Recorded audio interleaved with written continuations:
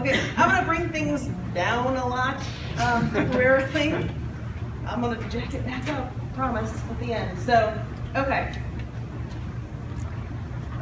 14,196 people were killed by other people in 2013. That's the last year for which we have really good records for this.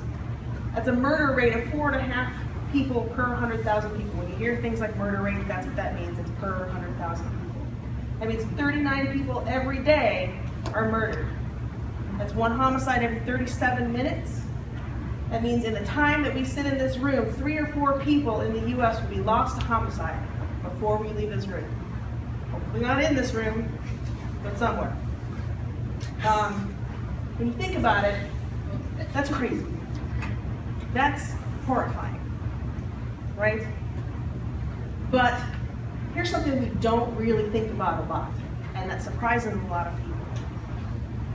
Just as many people die by their own hand every year as are killed by others.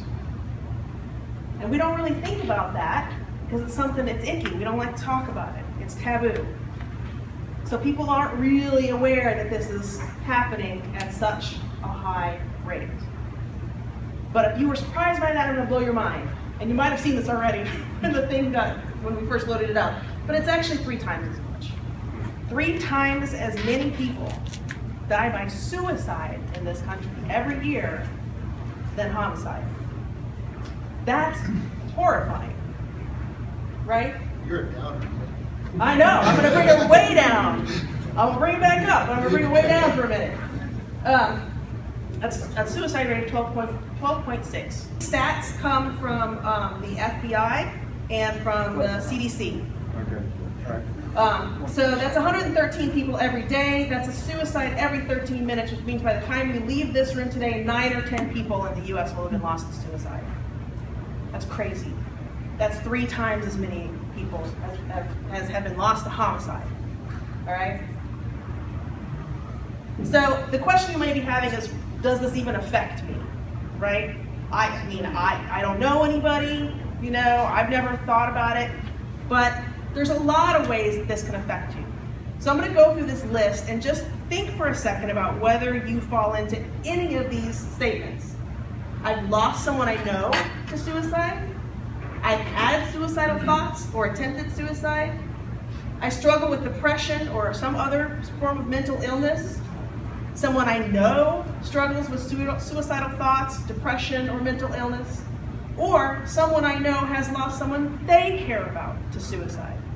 And I want to talk for a second about this last one, because that's the one that people don't usually think of.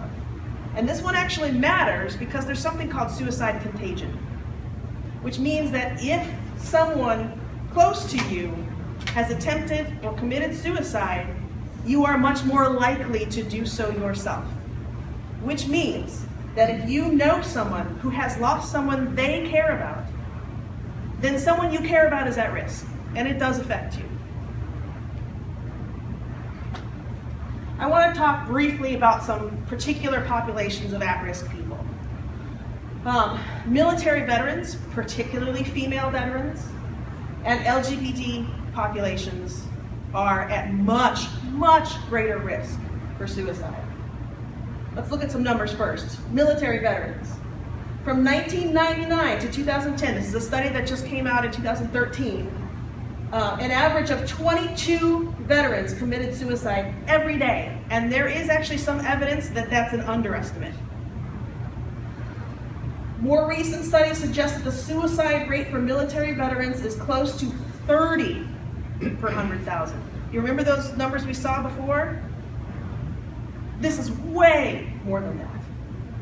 Female veterans commit suicide at 6 times the rate of the general female population. This is crisis level here. And this is a conversation that's been going on in military veteran circles for a while now, because this really is, it's a crisis. LGBT people.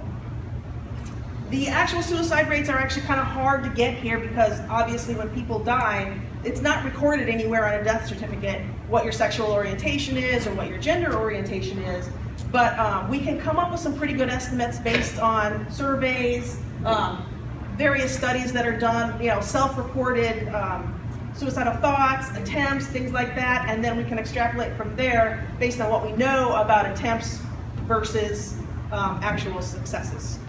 Okay.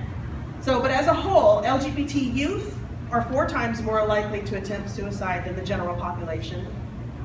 And if you came to our sex and gender talk, which was what, January, February, something like that? February this year, yeah. We had a transgender speaker who gave us this this stat, and I have since verified it from other sources. 41% of all transgender people attempt suicide over the course of their lifetime. That's not a rate, that's not 41 people per 100,000, that's 41% of people who are transgender over the course of their lifetime will attempt suicide. That's twice as much as other LGBT people, lesbian, gay, and bisexual people, and it's 8 times as much as the general population. Again, crisis level. But here's the thing, okay, I'm gonna start bringing it back up. This is not something we can't do anything about. We actually can really do something about this, okay? And I'm going to talk to you now about the American Foundation for Suicide Prevention. And the reason I'm doing this is because there is a fundraising event happening in October and I want you to sign up for it. That's where we're going, okay? This is what they do. They do professional training, they fund research, and they do survivor support. And I'm gonna briefly talk about each one of these things. Professional training, okay. Here's what I mean when I say we can do something about this. 90% of people who commit suicide had a diagnosable, treatable mental illness at the time of their death. 45% of those people had contact with a primary care provider within 1 month before their death. But only 19% of them actually had any mental health services delivered to them during that period. 77% of those people had contact with a primary care provider within 1 year before their death, and only 30% of them had mental health services during that period. That means there's an awful lot of people that we could get to and do something about that we're just not getting to. So professional training to train these primary care providers to recognize the signs and the risk factors is critical. And that's something that AFSP is putting a lot of effort into, and it's really, it's working. Research funding. They fund all kinds of studies. They give direct funding to researchers on all of these factors that go into suicide risk. Neurobiological, genetic, psychosocial, clinical treatment efficacy, community intervention tools, survivor effects, again, like the suicide contagion thing, international context. It's different in different international cultures, right? So I'm not going to go into all of those because I don't have an awful lot of time to do that, but there's a ton. And if you go to their website, they will actually show you all of the studies that they funded and all of the ones that they are currently funding. Survivor support. They do survivor outreach. What that means is if you lost someone and you're struggling, you can call them and they will arrange for a visit. Someone will actually come to you in person if that's what you want, or they will set up a one-on-one Skype session if that's what you want. They will be there for you to reduce your risk of becoming a statistic. There are support groups all over the country. There are 2 in Cincinnati and I believe 1 or 2 in Northern Kentucky. That's also listed on their website, so if you're interested in that, you can look at that. They also provide a ton of online information, links to other resources, and then they also will train group facilitators and bereavement clinicians on how to deal with survivors. Charity Navigator. Is anybody familiar with this site? It tells you whether the charity you're giving money to is one that you really should be giving money to, right? They have a 4-star rating system. This charity is a 4-star rated charity. They're in the highest category for both their financials and for accountability and transparency. What that means is most of the money they take in, they use towards their actual purpose, their programs. It's not going to administrative costs. It's not going to the costs of having the fundraisers themselves. Most of that money is actually going to these programs. Okay, so most of the money they take in comes from the Out of the Darkness walk. And that's what's coming up in October. The one that Cincinnati is having is the evening of Sunday, October 18th. And we have a team, which means that if you want to participate, you can join our team and we can fundraise together, which is also, I mean, it's a good thing to do in general, but it also gets our name out there again. Okay, so here's what you have to do. There's two things you have to do. You need to go to Meetup and find it. Go to the calendar, October 18th, find it in RSVP, but that's not enough. You actually also have to find this link there and click it and register on their website, AFSP, and you can join our team, Tri-State Freethinkers, and then we can do all of this together. There's the AFSP website. You'll see this interface where you can say join our team, blah, blah, blah. Just briefly, a little bit about the walk. It starts at Sawyer Point, it loops around Fountain Square, comes back to Sawyer Point. It's about 2.9 miles. If that's too much, that's fine. You can walk a shorter distance or not, just whisper. No one will care if you don't walk.